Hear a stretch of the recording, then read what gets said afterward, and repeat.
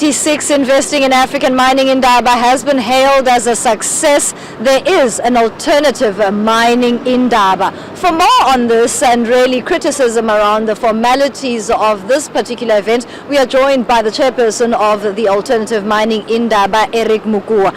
Thank you so much for your time, Eric. It's not the first time that you are at this particular event, but as an alternative. Talk to us about the element of alternative. Why? Thank you very much and for having us. The alternative really is to surface the story that does not come from all these formalities. We know that mining itself does have impacts on the communities. It has impacts like environmental impacts, and communities themselves suffer from these people getting ore out of their land. Some people are even relocated. So there are all those things that are persisting with regard to mining. But we know the discussion that might have gone there are about investment.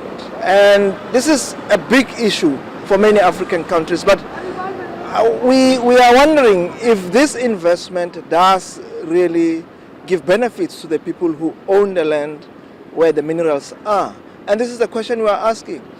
We are concerned that the story that the people themselves needs to benefit. The people themselves need to be uplifted by being on the lands with minerals.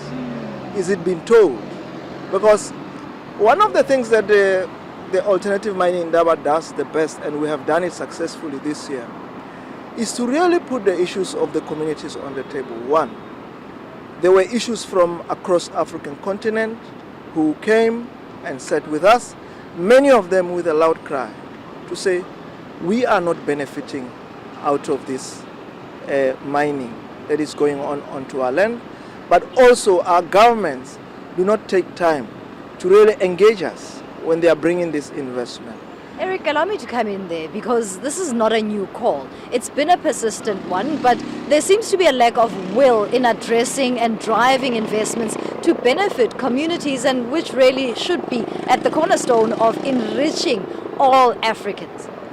Yes, I mean, this is an old call, and we are saying our governments, sometimes they are not ready to really talk about benefit. Now, the discussion, or a big discussion, is about beneficiation. Let me tell you, it has always been a lip service. Nothing does shift with regard to issues of beneficiations. We can see for ourselves that the minerals are now being, dug out, and they are going out. They have been the same way it was happening during the colonial time. That they dig minerals, they ship them out. So when are we going to start issues of beneficiation? What are the plans? I mean, we have continued to speak about planning for beneficiations. When are we really starting? When are we really starting to beneficiate people? Yeah. Because now, with the Mining Indaba underway, there's also the State of the Nation address.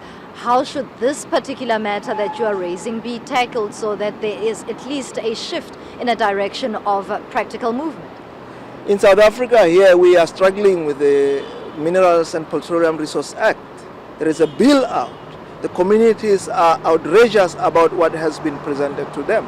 It wants to water down the issue around consultation. And the president needs to speak about to this. The policy on mining in South Africa has never been stable from 2022.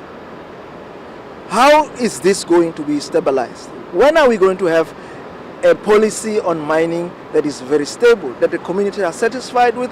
Business says they are not satisfied with the policy themselves, but we know from them to be saying that they want to regulate themselves. I mean that's the point of the whole Mining Indaba that they are having. One thing that companies wants to do, or mining companies want to do, they want a deregulation. At the same time, they want self-regulation. They want to self-regulate.